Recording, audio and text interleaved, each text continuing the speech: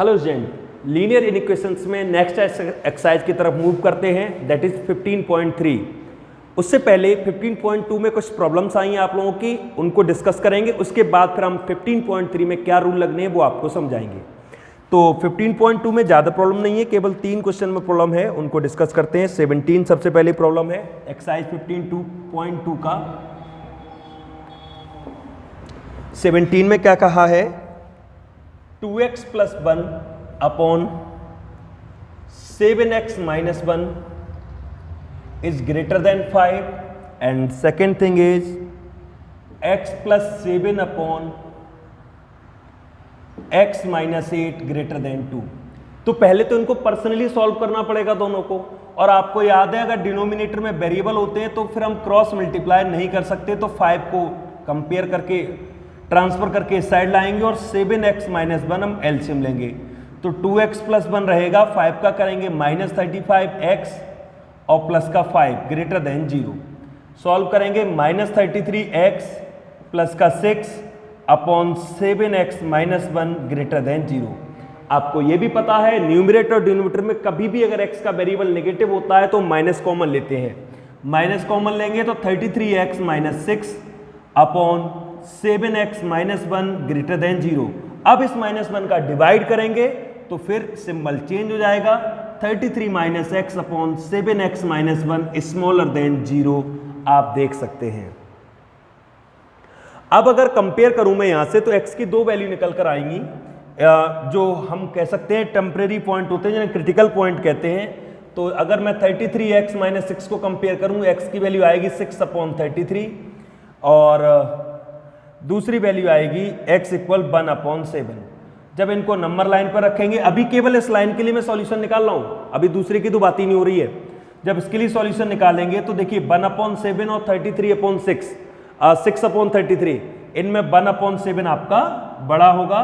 आइए 1 अपॉन 7 को यहां पर प्लेस करते हैं और 6 अपॉन 33 को यहां प्लेस करते हैं, plus minus plus, last symbol देखिए, लास्ट सिंबल किसका है, स्मॉलर का, इसलिए इसका आंसर होगा वो होगा 6 अपॉन 33 से लेकर 1/7 तक, पहले इक्वेशन का। ठीक है, फिर इन दोनों में कॉमन भी देखना होगा हमें। अभी तो सिर्फ एक को सॉल्व किया और एक का सॉल्व करके आंसर आया है 6 अपॉन 33, 1 अपॉन 7।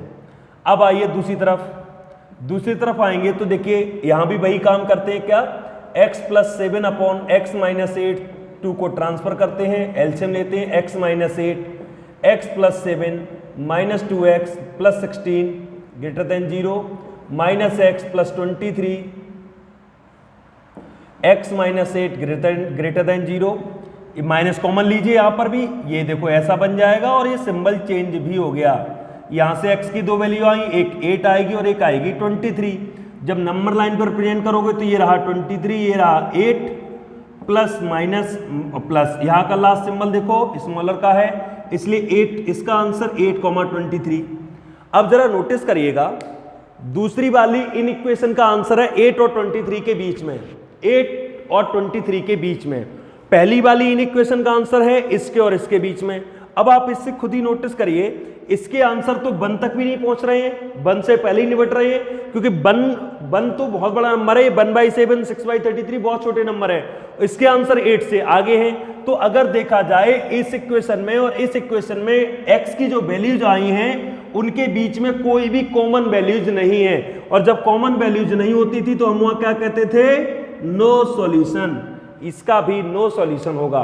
इंडिविजुअली तो अपने अपने रिजल्ट हैं, लेकिन जब दोनों को कॉमनली चेक कर रहे हैं तो कोई भी उन दोनों में ऐसा रिजल्ट नहीं है जो दोनों को सेटिस्फाइड करे, कॉमन रिजल्ट, इसलिए इसका आंसर नो सॉल्यूशन जाएगा।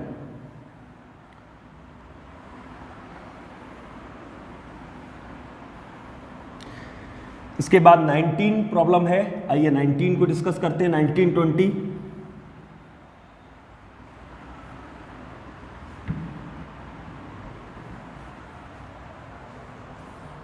देखिए 18 भी प्रॉब्लम है, चलो 18 को भी कर लेते हैं पहले। 18 में क्या कहा है, -xy2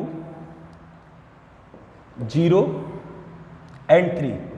देखिए स्टूडेंट, मैंने हमेशा कहा है इस तरीके से जब भी लीनियर इक्वेशन सेट की जाए तो इसका मतलब ये एक लीनियर इक्वेशन नहीं है, एक्चुअल में 2 लीनियर इक्वेशन है। कैसे, एक बार हम लेंगे 0 इस तरीके से, और एक इक्वेशन क्या बनेगी x/2 इस तरीके से आप देख सकते हैं। देखिए तो यहां पर आप 2 का मल्टीप्लाई करेंगे क्योंकि वेरिएबल है, सॉरी वेरिएबल नहीं है, नंबर है, मल्टीप्लाई कर सकते हैं। तो 0 -x, अब जब x लिखोगे तो फिर ये 0 और ये साइन ऐसा हो जाएगा, यानी कि कह सकता हूं x के आंसर 0 से छोटे होंगे, यानी x के आंसर -∞ से लेकर 0 तक होंगे, देख सकते हो। यहां आइए -x -6 हो जाएगा, सॉरी +6 हो जाएगा, पहले 2 का मल्टीपल होगा तो 6 ही तो होगा। अब जब इसका डिवाइड होगा तो ये -6 हो जाएगा, यानी इसके आंसर -6 से बड़े होंगे, यानी -6 से लेकर और इन्फिनिटिव के बीच में होंगे। अब देखिए इसका पर्सनल सॉल्यूशन ये रहा, इसका पर्सनल सॉल्यूशन ये रहा। अब दोनों में कॉमन देखना है, तो कुछ स्टूडेंट तो जनरली कॉमन ऐसे ही देख लेते हैं, कुछ को नहीं पता चलता। तो मैं नंबर लाइन की ट्रिक बताता हूं। पहली इक्वेशन क्या कहती है, -∞ से लेकर 0 तक आंसर होंगे, -∞ से लेकर 0 तक ये लाइन है पहली लाइन की। दूसरी लाइन -6 से लेकर इन्फिनिटिव, तो -6 मान लीजिए यहां कहीं होगा, इसके आंसर -∞ से लेकर लास्ट तक होंगे। अब जरा कॉमन क्या है दोनों में, जरा गौर करिए, कॉमन ये वाला पोर्शन दोनों में कॉमन है, तो इसका सॉल्यूशन क्या आएगा -6 से 0 तक, ये दोनों का सॉल्यूशन होगा, कंबाइंडली सॉल्यूशन होगा 18 का -6 से 0। और वैसे ही पता चल जाएगा, कोई अगर कहता है तो 0 तक, इसका -6 से आगे तक, तो सिंपल सी बात है, अगर कोई नंबर ही लिखना चाहे -5 -4 -3 और ये -2 -1 और 0, ये इसके सॉल्यूशन कहां से चलेंगे, -6 -5 और ये देखो कहां तक 1 0 1 2 3 4 5, तो ये सॉल्यूशन कॉमन है, इसलिए आंसर आ गया -6 से 0। आगे 19 तो मैंने कराया ही था आप लोगों को, एक 20 और देख लीजिए।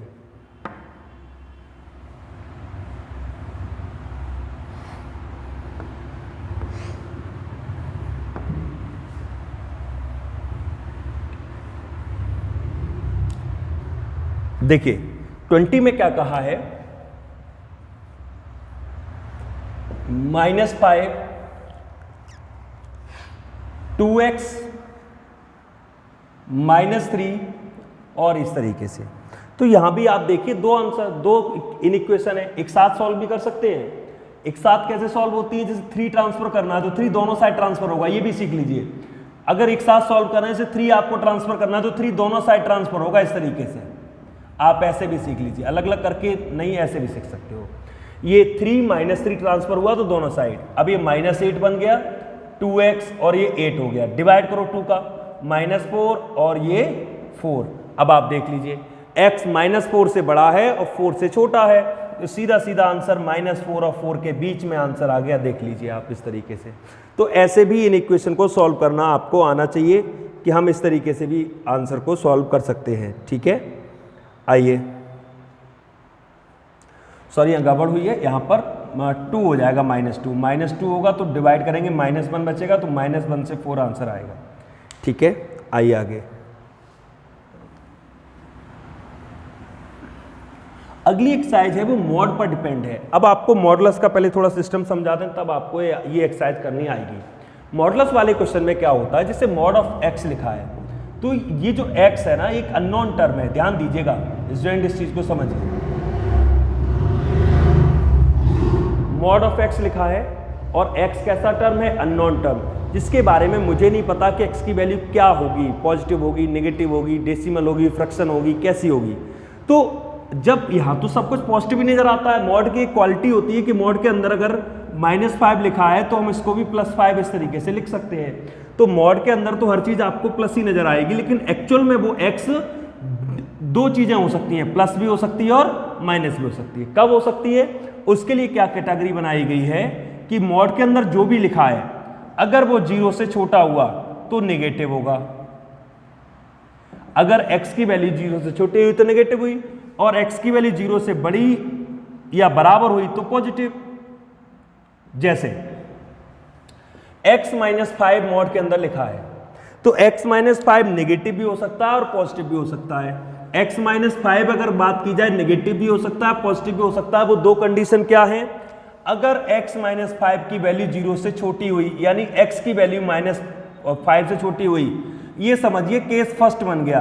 केस फर्स्ट अगर ऐसा हुआ कि x की वैल्यू 0 से 5 से छोटी हुई तो ये मॉड हट जाएगा, फिर ऐसे लिखा जाएगा। ये चीज नोटिस करिए, x माइनस 5 को नेगेटिव ले लिया। अब केस सेकंड में क्या हो सकता है, अगर x माइनस 5 की वैल्यू 0 या 0 से बड़ी हुई तो फिर ये अगर कंडीशन होगी तो फिर x माइनस 5 पॉजिटिव लिया जाएगा। आप देखिए, यानी प्रत्येक मॉड में दो केस होते हैं, एक नेगेटिव का केस और एक पॉजिटिव का केस, और हमें दोनों केस में लेकर सॉल्व करना है, बस इतनी सी बात है। आइए हम एक्सरसाइज 15.3 आपको समझाते हैं। एक्सरसाइज 15.3 के मैं कुछ क्वेश्चंस कर रहा हूं जिसके आपको करने का आइडिया भी मिलेगा और आप करना भी सीख जाएंगे। ठीक है, जैसे क्वेश्चन दिया है स्टूडेंट, मैं क्वेश्चन ले रहा हूं, इसमें 3x माइनस 2 मॉड में लिखा हुआ है और स्मॉलर देन 1/2 लिखा हुआ है। एक क्वेश्चन है, देखिए। अब ये 3x माइनस 2 जो मॉड के अंदर लिखा हुआ है, ध्यान दीजिएगा, मॉड के अंदर कोई भी टर्म जब भी लिखा हो उसके दो केस होंगे, एक बार पॉजिटिव एक बार नेगेटिव। कब होगा, अगर केस फर्स्ट देखिए, if 3x minus 2 smaller than 0 हुआ, मीन्स x की वैल्यू अगर 2/3 से कम हुई तो ये नेगेटिव हो जाएगा। तो 3x माइनस 2 हम एक बार नेगेटिव लेंगे, देख सकते हैं आप। मैंने मान लिया कि x की वैल्यू 2/3 से कम होगी, केस फर्स्ट है, तो देखो जो मॉड हटा दिया, मॉड के आगे क्या ले रहा हूं मैं, नेगेटिव साइन। अब नेगेटिव साइन लेंगे तो नेगेटिव का डिवाइड होगा, तो 3x माइनस 2, ये देखो साइन चेंज हो गए, माइनस के 1/2 आ गए। 2 का मल्टीप्लाई करो 6x minus 4 greater than -1, 6x minus 1 plus 4, 6x greater than 3, x greater than equal to 3/6, यानी कि क्या आ गया, x is greater than equal to 1/2। x is greater than और इक्वल टू 1/2 आ गया। कब, ज्यादा अगर आप ये केसेस नहीं समझना चाहते हो, आपको लगता है कि ये केसेस हमें समझ में नहीं आ रहे हैं, तो as per class 11th standard, वैसे जरूरत तो 12th में पड़ेगी, आपको केसेस ही बनाने पड़ेंगे, लेकिन 11th में थोड़ा काम हम इस तरीके से भी चला सकते हैं। अगर सिंगल मॉड है तो एक बार हम उसको नेगेटिव ले लें और केस सेकंड में एक बार उसी चीज को हम पॉजिटिव ले लें, 3x minus 2 positive smaller than 1/2। अब देखिए, मॉड हटाया, एक बार नेगेटिव लेना है, कैलकुलेशन करनी है, एक बार पॉजिटिव लेके कैलकुलेशन करनी है, सिंपल सी बात है। अगर मॉड है तो, सिंगल मॉड है तो, डबल होंगे तो फिर आपको केसेस अप्लाई करने पड़ेंगे, और मैं तो सिखा रहा हूं केसेस। यहां दूसरा केस क्या बनेगा, दूसरा केस ये बनेगा कि 3x माइनस 2 अगर 0 से बड़ा हुआ, x की वैल्यू 2/3 से अगर बड़ी हुई तो फिर ये पॉजिटिव होगा। अब देखिए, यहां सॉल्व करते हैं, यहां नेगेटिव तो है नहीं, तो सीधा ट्रांसफर करिए, 1/2 plus 2, 3x smaller than 2 LCM 5/2, divide करेंगे x स्मॉलर देन 5/6। अब आप देख सकते हैं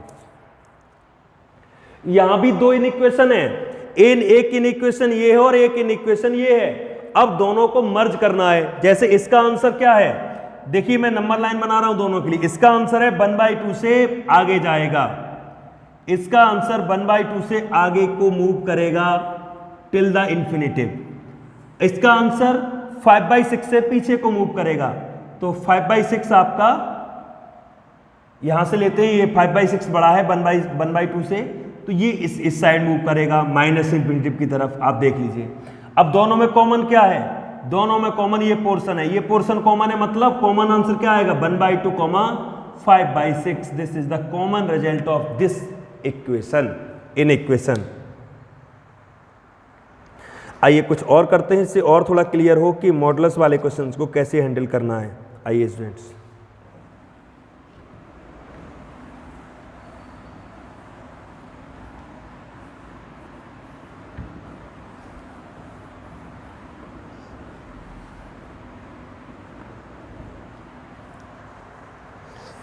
जैसे लिखा है x plus 1/3 mod greater than 8/3। ठीक है, आप एक क्वेश्चन लीजिए, फिर से वही बात, एक बार ये निगेटिव होगा, तो केस फर्स्ट निगेटिव कब होगा? जब x प्लस 1/3 की वैल्यू 0 से छोटी होगी या x की वैल्यू माइनस 1/3 होगी तो ये निगेटिव होगा। यानी x प्लस 1/3 निगेटिव होगा। बाकी सब कुछ सेम लिखना है। ये समझ लीजिए पहली कंडीशन है जब ये मॉड हटाकर मैं नेगेटिव लूंगा।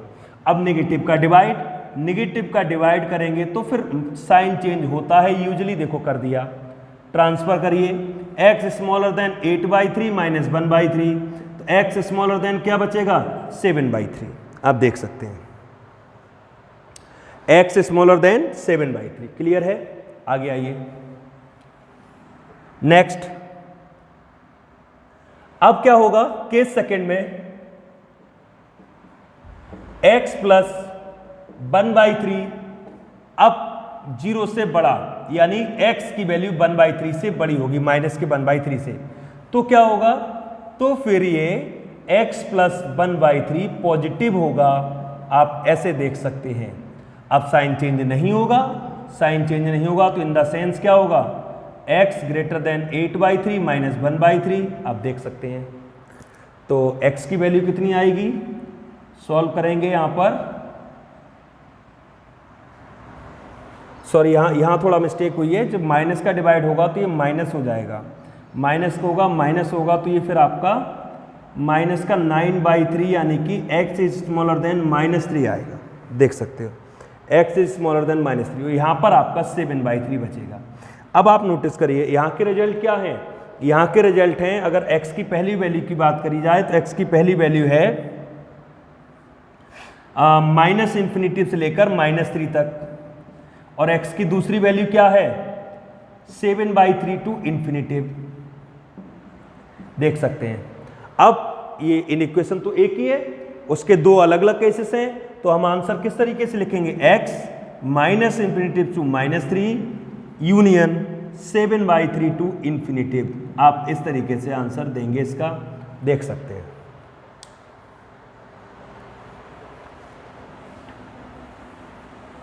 बस इतना याद रखना है कि मॉड का जब भी कोई केस होता है तो वहाँ पर डबल सॉल्व करना होता है, एक बार नेगेटिव लेकर एक बार पॉजिटिव लेकर। और रीजन मैं आपको बता चुका हूँ ऐसा क्यों करते हैं, क्योंकि मॉड के अंदर नेगेटिव पॉजिटिव दोनों पॉसिबल हैं। x अननोन टर्म होता है तो हम डिसाइड नहीं कर पाते कि x की वैल्यू क्या होगी, इसलिए हम दोनों केसेस में उसको सॉल्व करते हैं। आइए स्टूडेंट आगे देखिए। सेकेंड है 4 minus x mod plus 1 smaller than 3। देख सकते हैं आप। आइए अब एक बार यहां पर नेगेटिव लेंगे तो क्या आएगा? केस फर्स्ट में नेगेटिव लीजिए तो 4 माइनस एक्स, देखिए नेगेटिव साइन लिया है मैंने, और -4 प्लस एक्स हो जाएगा और प्लस 1 3। ये देखिए आप ट्रांसफर करेंगे दूसरी साइड तो x smaller than 3 plus 1 minus, ये देखिए, और x स्मॉलर देन 6 आ गया। देखिए जब हम पॉजिटिव लेंगे तो 4 minus x plus 1 smaller than 3 minus x, और ये 3 माइनस 5 होगा, माइनस एक्स माइनस 2 बचेगा। माइनस का डिवाइड करेंगे तो फिर साइन चेंज हो जाएगा, प्लस का 2 आ जाएगा। अब देखिए x इधर कह रहा है कि -6 से छोटा, इधर 2 से बड़ा। आप अगर एक सेम नंबर लाइन भी देखिए तो इसके आंसर 2 टू इन्फिनिटिव, और इधर -∞ टू 6, तो कॉमन आंसर क्या होगा? 2 से 6। आप देख सकते हैं। इस तरीके से आपको सॉल्व करने हैं। मॉड के क्वेश्चन में आपको डबल लेकर चलना है, बस ये ध्यान रखिएगा। कुछ क्वेश्चन अलग भी होती हैं, जैसे एक फोर्थ क्वेश्चन है इसमें। फोर्थ क्वेश्चन में कहा है x-2 मॉड और x-2 नॉर्मल ग्रेटर देन 0। ठीक है, अब अगर मैं पॉजिटिव लेता हूं एक बार तो क्या आएगा? ध्यान दीजिएगा, x-2 पॉजिटिव, और ये आप ये भी चीज नोटिस करिए पॉजिटिव का केस कब बनता है? जब हम केस फर्स्ट ले रहे हैं तो पॉजिटिव का केस तभी तो बनेगा जब x-2 0 से बड़ा होगा और x की वैल्यू 2 से बड़ी होगी। तो x-2 पॉजिटिव, यहां भी x-2 पॉजिटिव और ग्रेटर देन 0, पूरा ही कैंसिल हो गया। अब ये 1 बचा, भले ही x की कोई वैल्यू नहीं निकली, लेकिन एक चीज समझिए, इस पर ये ट्रू तो हो रहा है। True means 1 is greater then 0, true है, यानी इन इक्वेशन सेटल है किस पर, x जब 2 से बड़ा होगा तो इन इक्वेशन सेटल है। अगर मैं केस सेकंड लेता, केस सेकंड में क्या, x माइनस 2 0 से छोटा, तो x की वैल्यू 2 से छोटी होती, 2 से छोटी होती तो इसको नेगेटिव लेना पड़ता, तो x minus 2 upon x minus 2 mod हटा दिया है, ग्रेटर देन 0, ये कैंसिल हो गया, -1 ग्रेटर देन 0, ये ट्रू नहीं है, आप देख लीजिए, यानी कि इस वैल्यू पर इन इक्वेशन फिट नहीं बैठ रही है, और इस इन इक्वेशन पर इक्वेशन फिट बैठ रही है, तो x का आंसर क्या माना जाएगा, ग्रेटर देन 2, या कह सकते हैं 2 टू इन्फिनिटिव, आप देख सकते हैं। तो मॉड वाली इस एक्सरसाइज को करेंगे, जो भी प्रॉब्लम आएगी आप मुझे बताएंगे। बेसिकली बस ये थीम याद रखना कि मॉड के क्वेश्चन में हमें 2 ऑप्शन लेकर चलनी, एक बार पॉजिटिव और नेगेटिव, उसके बाद कंक्लूडिव आंसर देना है, उनको कंक्लूड करके आंसर देना है दोनों केस में, ठीक है। Thank you.